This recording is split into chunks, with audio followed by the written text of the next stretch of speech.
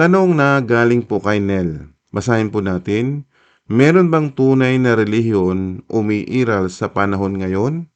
Bago po natin ito sagutin, nais ko po muna kayong i-welcome sa ating channel, God's Word, Read Scriptures. Subscribe now. Bakit po? Inaanyayahan ko po kayong makinig dito sa ating channel sapagkat magkakaroon tayo ng karunungan, kaalaman, at pangunawa sa mga salita ng Diyos na mababasa po natin sa banal na kasulatan. Alam natin na ang mga tao ngayon ay bihirang magbasa ng kasulatan. Kung magbasa man, hindi nauunawaan. Ano po? Kaya itong channel na inyong pong nadaanan, matutulungan po kayong ipaunawa sa inyo ang mga bagay na nilalaman ng kasulatan. Kaya nga po, sa mga tanong po ninyo ay masasagot po sa pamagitan din po ng kasulatan.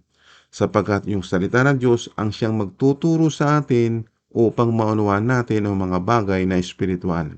Tandaan po natin, magkakaroon ka ng pangunawang espiritual. Sapagkat ang kasulatan po, sapagkat ang Diyos ay espiritu, maunawaan mo yung paglilingkurang mong Diyos. Kaya kung magugustuhan mo rin itong channel natin, i-share mo sa iyong mga mahal sa buhay, mag-like ka, at mag-comment ka kung ikaw ay tagasunod na ng ating Panginoong Hesukristo. Ngayon, balikan po natin itong tanong mo. Ang sinasabi mo, meron bang tunay na reliyon umiiral sa panahon ngayon? Alam niyo po ba ang salitang reliyon? Hindi niyo po ba alam ang kahulugan nito? Maaaring ang kaisipan po ninyo pag sinabing relihiyon, ito ay mga sekta o mga grupo o nagsasama-sama, mga naglalakihang mga churches, di ba? Malalaking simbahan. Ang iniisip nyo, yun ang kahulugan ng relihiyon.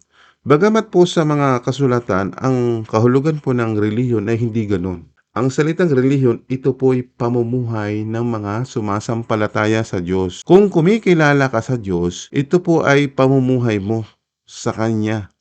Yung salitang relihiyon, may tatlong bagay tayong makikita dito. Kabanalan, kabutihan, at kalinisan. Ipamumuhay po natin yung kabanalan. Ipamumuhay po natin yung kabutihan. Ipamumuhay po natin yung pagtalikod sa kasalanan. Amen? Sapagkat alam natin na ang kasalanan ay siyang naghihiwalay sa Diyos. Tandaan po ninyo. Kaya kung gusto mong magkaroon ka ng tamang pangunawa sa salitang relihiyon, yan po ay sa panahon ngayon ay kailangan natin yan. Hindi po ito katulad ng inyong iniisip na kung saan pag sumama ka sa isang mga samahan, di ba, umanib kayo sa amin, maliligtas kayo. Di ba? Pag ikay sumama sa amin, kayo ay matutulungan namin. Di ba? Matutulungan saan? Ang gagawin pa ho sa inyo, kayo ang magbibigay tulong sa kanila financially. Yun po minsan ang kahulugan na nagaganap sa mga iglesia. Ngayon, ito ang tanong ko sa iyo. Meron ka na bang inaanibang iglesia o sinasamahang mga grupo na kung saan ay maaari hindi mo alam ang salitang relihiyon? Kaya nagtatanong ka sa channel na ito. Salamat sa Diyos at napadaan ka. Nang sa ganon hindi mapahamak ang iyong kaluluwa.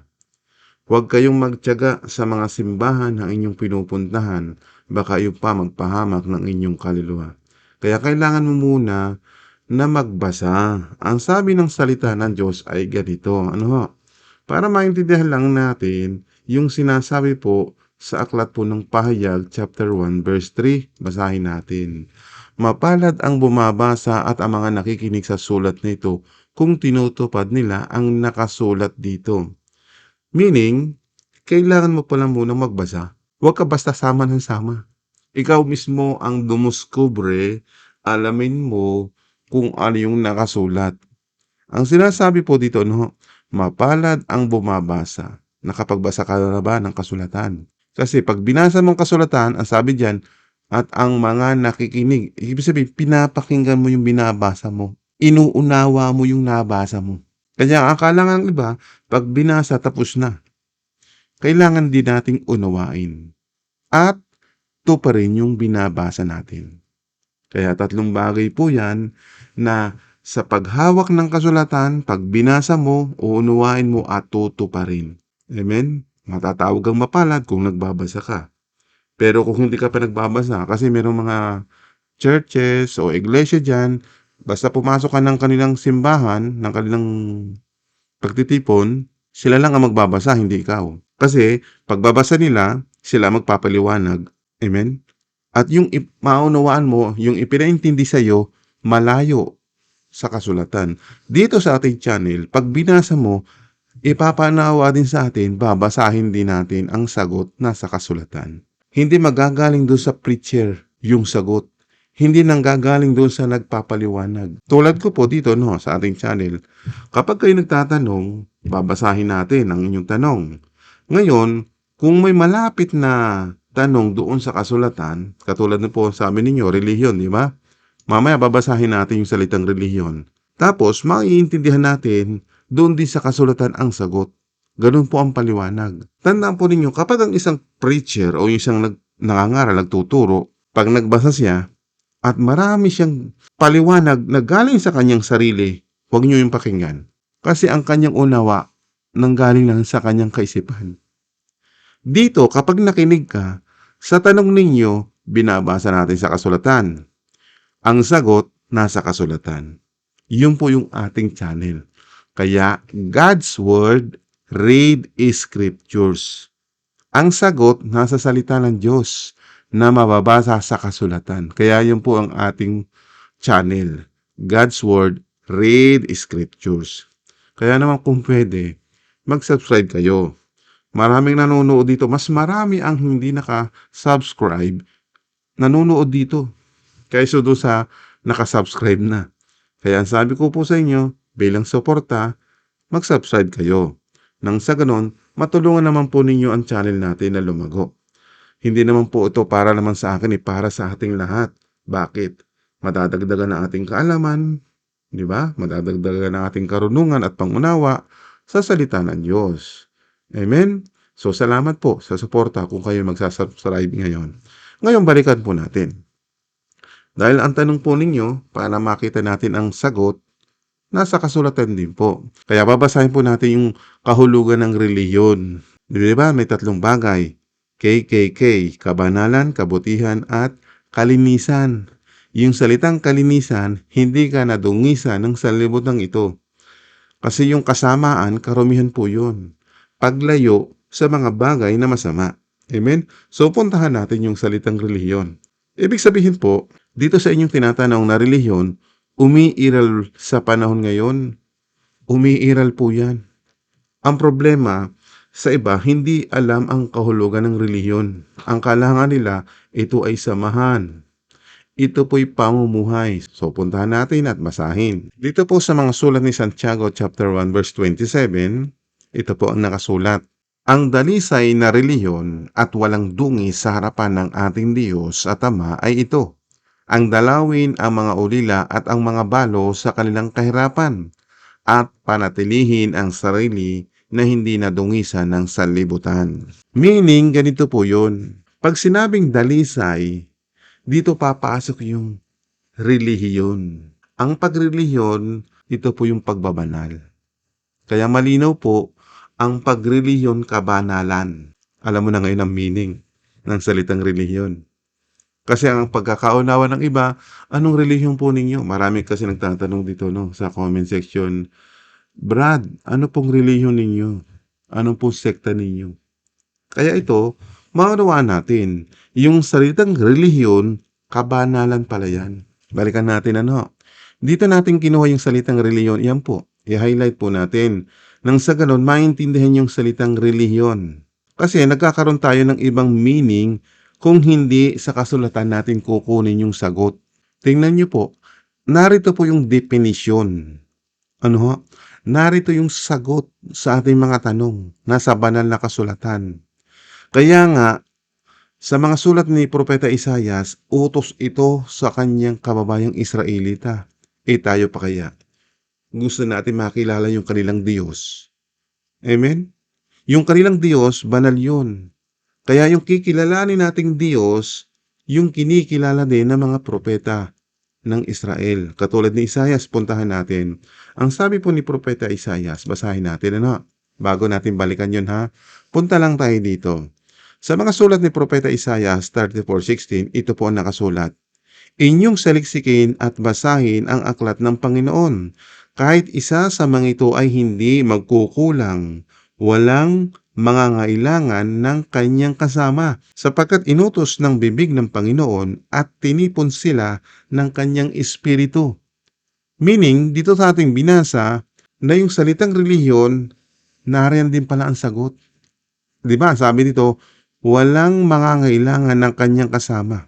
Meaning, hindi natin kailangan na kumuha ng ibang definition sa labas. Ang sabi dito, kahit isa sa mga ito ay hindi magkukulang. Malinaw po. Kaya hindi tayo kumukuha ng meaning sa labas ng kasulatan. Nasa loob din ng kasulatan natin mababasa. So malinaw po ba sa inyo? So babalikan natin itong binabasa natin dito sa Santiago chapter 1 verse 27. So malinaw ba sa iyo yung salitang relihiyon? Basahin natin dito sa isang salin para maintindihan natin ano.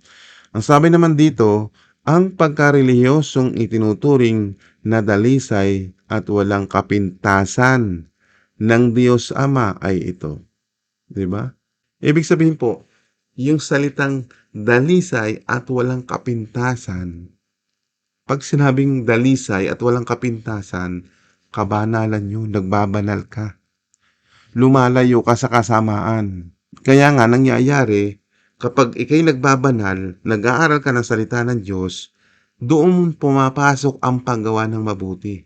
Kaya sinasabi dito, ang pagtulong sa mga ulila at mga biyuda sa kahirapan nila. Ibig sabihin, tutulungan natin yung mga taong nangangailangan. Yun po isang bagay na paggawa ng mabuti. At pangatlo, at pagtalikod sa lahat ng kasamaan sa mundong ito. Meaning, hindi ka na magiging dati. Ano ba ang dati mo? Kung dati ang pamuhay mo'y sigolero, lasenggo, di ba? Maraming bisyo. At ano pa ang iba't ibang klase ng kasamaan ng mundong ito na kung saan doon ka nasadlak na yun ang ipinamumuhay mo. Yung galawan ng mundong ito, pandaraya, panggugulang, pagnanakaw, etc. etc. Ano mang gawaing kasamaan. Kung ikaw ay sakop doon, ibig sabihin lalayo ka na doon. Iiwas ka na, tatalikod ka na sa gawang masama. Yan ang salitang relihiyon. Meaning, balikan natin yung dati nating salin na binasa, para maintindihan natin. Ang dalisay na relihiyon at walang dungi sa harapan ng ating Diyos at Ama ay ito. Kaya nga, kailangan natin gumawa ng mabuti at lumayo sa kasamaan. Yun po ang salitang relihiyon. Ngayon, dito sa tanong mo, yun po ang tunay na relihiyon. Yun po ang tunay na pamumuhay nang ikaw ay kumikilala sa Diyos. Ngayon, para umiral ito sa buhay mo, yan naintindihan mo na ba? Na ipaliwanag sa atin ng kasulatan? Kaibigang Nel, alam ko bago ka pa lang dito sa ating programa, sa ating channel na pinasok mo. Dahil nagtanong ka sa mga bagay nito, dahil marami nagtatanong. Dahil isa ka na rin sa nagtatanong para maunawaan ang lahat. So salamat at napadaan ka, hindi ka na maliligaw ni numan dahil napuntahan mo na nagtuturo ng tama. Amen? Kinaklaro sa iyong kaisipan, ano ba ang kahulugan ng relihiyon? Ang ituturo sa iyo, iba ang kahulugan. Babasa sila, hindi sa banal na kasulatan. Kukuha sila ng meaning sa kanilang mai-research kasi ngayon madali na pag napunta ka ng internet, i-type mo lang, naroon na ang meaning. Amen? Ang ating pinag-uusapan kasulatan. Doon ka rin hahanap ng kasagutan. Di ba? Balikan natin ito. Kaya yung kahulugan po ng relihiyon, yan, walang dungis sa harapan ng ating Diyos at Ama.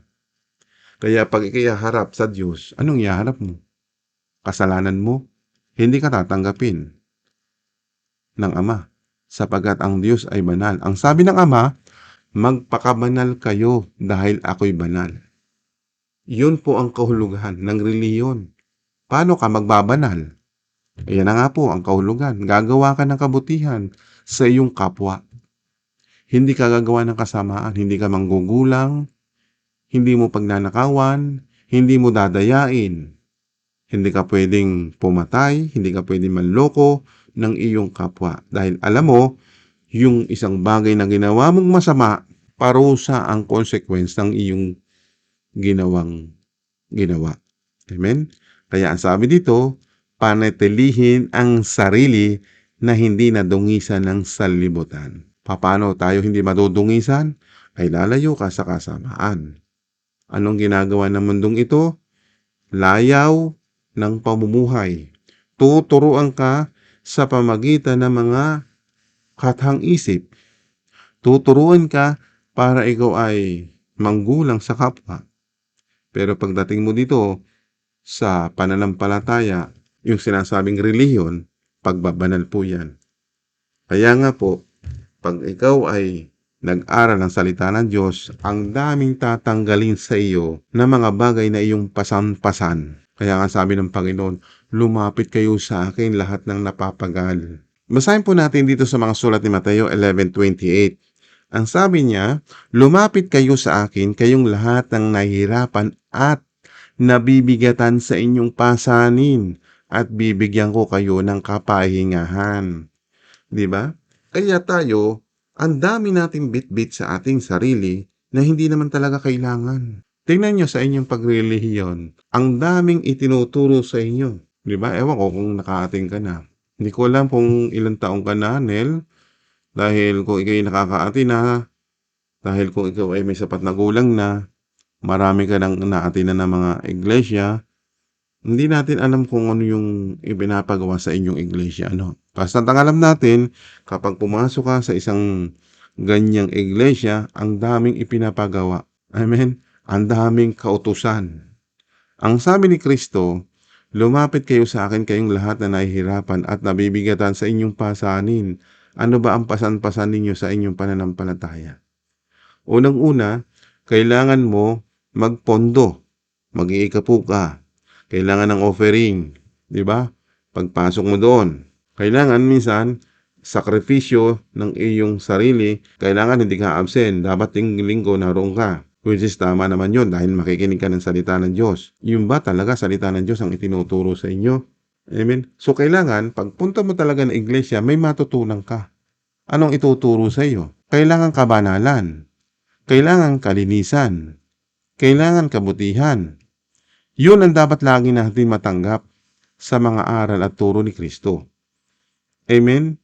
Kaya ang sabi ni Kristo, lumapit kayo sa akin kayong lahat ng nahihirapan at nabibigatan sa inyong pasanin at bibigyan ko kayo ng kapahingahan. Kung itutuloy pa natin sa verse 29, ito po yun. Pagsunod na kay Kristo. Sundin ninyo ang mga utos ko at matuto kayo sa akin. Dahil mabait ako at mababang loob, makakapagpahinga kayo. Yun po ang dahilan kung bakit tayo lalapit kay Kristo. Ang paglapit kay Kristo, hindi yung wala ka nang gagawin. Tingnan nyo ang ibang iglesia. Ang ituturo sa inyo, wala na daw kautusan. Tapos na yon.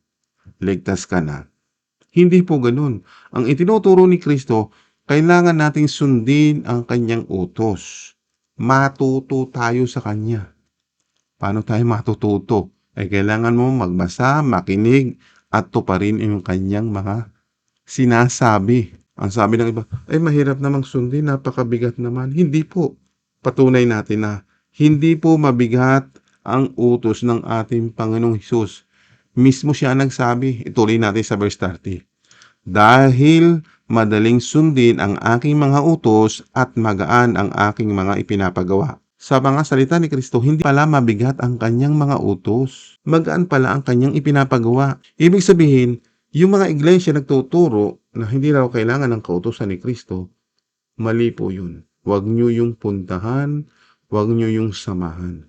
Kasi binabaliktad nila ang doktrina, yung aral ni Kristo. Tuwing kayo pupunta doon, kailangan lagi meron kayong abuloy. Tuwing kayo papasok ng kanilang simbahan, kailangan lagi kayong magbibigay ng offering. Alam nyo po, ito pa isang mabigat. Hindi ka makakatin sapagkat minsan wala kang may offering kaya hindi ka dadalo. Iyan minsan ang nagiging problema sa mga taong gustong mag-aral dahil nga nabibigatan, minsan walang pang-offering kaya hindi makapunta. Kasi required doon sa inyong mga simbahan. Kaya nabibigatan kayo kasi ang sinusunod ninyo, utos ng tao. Tradisyon yun ng tao. Hindi yun sa kautusan ni Kristo. O di ba nalinaw na? Ngayon, para maintindihan natin, balikan natin yung chapter 1 verse 27. Lumilinaw na ba sa inyo? Yung dalisay na relihiyon, pagbabanal pala. Paano tayo magbanal? Para matuto ka ng kabanalan ay ito. Pupuntahan natin yung verse 22. Balik tayo ng 22. Kaya ang pagbabasa, dire-diretso hanggang 27 yan. Diyan natin malalaman paano magbanal sa harapan ng Diyos. Paano sumunod sa kanyang pamaraan at utos. Paano tayo makakalayo sa kasamaan ng mundong ito. Umpisa natin dito sa verse 22. Santiago chapter 1 verse 22. Huwag lang kayong maging tagapakinig ng salita ng Diyos, kundi sundin ninyo ang sinasabi nito. Dahil kung hindi, dinadaya ninyo lang ang sarili ninyo. Meaning, katulad nito, nakikinig ka, nagtanong ka, kailangan tapusin mo. Kasi kung hindi mo ma-i-details yung pakikinig dito, hindi mo rin ang kompletong kasagutan dapat umpisan mo at tapusin mo. Kaya dito, sa pag-aaral po ng salita ng Diyos at yung sinasabi mong relihiyon na hindi mo pala naunawaan, dito sa ating channel, ipinapaunawa sa inyo. Na kung saan, kapag nagrelihiyon ka, makikinig ka ng salita ng Diyos. Sa pakikinig mo, susundin mo yung sinabi ng Diyos at tutuparin mo. Kasi kung nakinig ka at hindi mo rin tinupad, dinaya mo lang ang sarili mo. Amen? Pag sinabing dinaya, ikapapahamak mo pag hindi ka sumunod sa salita ng Diyos. Amen? Ngayon, ituloy natin sa 23.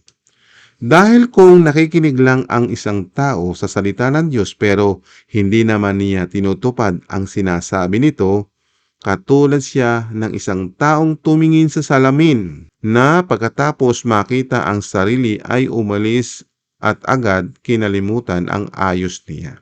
Sinasalamin natin yung mga bagay doon sa salita ng Diyos. Na kung saan yung salamin, reflection ng ating pagkatao. Nakikita natin ang ayos, kung maganda, di ba? Ganon din po sa salita ng Diyos. Napakinggan mo yung aral at turo ng Diyos, tapos hindi mo pala tinupad, wala rin saysay ang inyong pagrelihiyon. Amen? Walang saysay. Kasi yung salitang relihiyon, hindi ka pala nagbabanal, hindi ka gumagawa ng kabutihan, hindi ka pa rin nalayo sa kasamaan ng mundong ito, ibig sabihin, walang saysay ang iyong pag-attend sa iglesia o sa pagtitipon o sa pag-aaral. Kahit makinig ka ng makinig ng salita ng Diyos, kung hindi mo rin tinutupad yung sinasabi ng Diyos, useless din po. Kahit napaka-religyoso mo, lagi kang umaatin, linggo-linggo, may midweek service, wala din yun. Ang sinasabi ng salita ng Diyos, tutuparin mo kung ano yung nabasa mo, yung napakinggan mo, at ito ay iyong isasagawa. Amen. Kaya nga ang ibang iglesia, sinasabi nila, hindi na kailangan ng mabubuting gawa. Eh di lalo ka nang napalayo sa Diyos. Yung mga iglesia nagtuturo na hindi raw kailangan na gumawa ng mabuti, eh utos ng Diyos na gumawa ng mabuti. Yung mga ganong iglesia, lalo ka pang ilalayo sa tamang relihiyon. Amen. Kaya yung ibang iglesia diyan nagtuturo hindi na raw kailangan na gumawa ng mabuti, yun ang iwasan mo. Doon ka lumayo. Eh kasi nga, hindi ka nga nakakaunawa ng kasulatan. Napakinggan mo lang sa kanila. Eh ngayong nabasa natin, kailangan pala natin pala gumawa ng mabuti. Tapos ituturo nila, hindi na daw kailangan ng mabuti. Yun ang iwasan mo. Kasi pag hindi ka gumawa ng mabuti, ikapapahamak mo naman yun. Kasi utos ng Diyos na gumawa ng mabuti. Malinaw po ba? Tuloy natin sa 25. Ngunit ang taong nagsasaliksik at tumutupad sa kautosang ganap na nagpapalaya at hindi tagapakinig lang na nakakalimot agad ay ang taong pagpapalain ng Diyos sa mga ginagawa niya. Malinaw po ba? Ibig sabihin dito sa ating binasa, ulitin natin, baka hindi nyo naunawaan. Ngunit ang taong nagsasaliksik at tumutupad sa kautosang ganap na nagpapalaya at hindi tagapakinig lang, na nakalimot agad, ay ang taong pagpapalain ng Diyos sa mga ginawa niya. Ay ang taong pagpapalain ng Diyos sa mga ginagawa niya. Kaya nga kailangan natin sumusunod tayo sa pamaraan at utos ng Diyos. Dapat hindi rin tayo tulad ng ibang tao na kung saan ay pag nakinig ka tapos hindi mo na isinasagawa, di ba? Nakinig ka tapos hindi mo ginagawa, yun po ay useless. Kaya ang sabi ng Diyos, kung makikinig ka, tutuparin mo para pagpalain ka ng Diyos sa lahat ng iyong gagawin. Amen? Tuloy pa natin sa 26. Kung may nag-aakalang siya ay relihiyoso, yan, akala. Lagi kang naatin ng church, linggo-linggo, may midweek service, di ba? May prayer meeting pa yan, di ba? Kung may nag-aakala siya ay relihiyoso, pero hindi naman magawang pigilan ang dila niya, walang silbi ang pagiging relihiyoso niya at niloloko lang niya ang kanyang sarili. Ibig sabihin pala dito, kailangan din pala may control ka na yung dila. Kontrolado mo yung dila mo kasi yung dila natin, yan minsan ang nagiging sanhi ng kaguluhan. Papaanong parahan? Yung nga salitang marites, di ba? Yung pagiging chismoso, chismosa. Pipigilan mo na yan. Na ang dati mong kalalagayan ay ganyan, so aalis ka na dyan sa ganyang sitwasyon. Amen? Kung itutuloy po natin, so basahin natin lang sa isang salin. Gusto ko lang maunawanin yun, ho. Kasi bumasa tayo sa SND, sa Tagalog ang Biblia, basahin din natin. Kung inaakala ng sinuman na siya'y relihiyoso, subalit hindi pinipigil ang kanyang dila, kundi dinadaya ang kanyang puso, ang reliyon ng taong iyon ay walang kabuluhan. So, naintindihan mo ba, kaibigang Nel? Walang kabuluhan pag hindi mo pala naunawan yung salitang reliyon. Kasi ang tanong mo, umiiral ba sa panahon ngayon? Iiral ito sa isang tao kung alam mo ang kahulugan ng salitang relihiyon. Hindi ito iiral sa isang tao kung hindi niya alam ang kahulugan ng relihiyon. Kaya nga ang tanong ko sa inyo kanina, ang pagrelihiyon ba ay pagsama sa mga grupo? Hindi ganon. Ito yung ay pamumuhay mo. Kabanalan, kalinisan, kabutihan. 3 K para hindi mo malimutan. Balikan natin ito, no? Kung inaakala ng sino man na siya'y relihiyoso, subalit hindi pinipigil ang kanyang dila, kundi dinadaya ang kanyang puso, ang reliyon ng taong iyon ay walang kabuluhan. Malinaw? Kaya kailangan natin ito isa pamuhay. Ito po, isusunod na natin sa 27. Dito tayo nagko-conclude para maintindihan mo yung salitang relihiyon. Basahin natin. Ang dalisay na relihiyon at walang dungi sa harapan ng ating Diyos at Ama ay ito. Ang dalawin ang mga ulila at ang mga balo sa kanilang kahirapan at panatilihin ang sarili na hindi nadungisan ng sanlibutan. Meaning, ito nga po yung ating ipamumuhay, kabanalan, kabutihan, at kalinisan. Ngayon, kaibigan, naunawaan mo na yung salitang relihiyon? Paiiralin mo sa buhay mo. Kung hindi pa umiiral yung mga bagay na nating napakinggan, ngayon, pairalin mo na sa iyong puso. Huwag mong dadayay ng iyong puso. Amen? Kaya kung makikinig ka ng salita ng Diyos, tutuparin mo, susundin mo ang inuutos ng Panginoon. Yan ang natutunan mo ngayong araw na ito. So, salamat sa iyong tanong. Kung nakaunawa ka, nabigyan kita ng pangunawa sa inyong katanungan, please subscribe now. Ano po? I-like mo at mag-comment ka kung ikaw ay nakasunod sa ating pag-aaral. At kung nagustuhan mo rin ang bidyong ito, i-share mo sa iyong mga mahal sa buhay.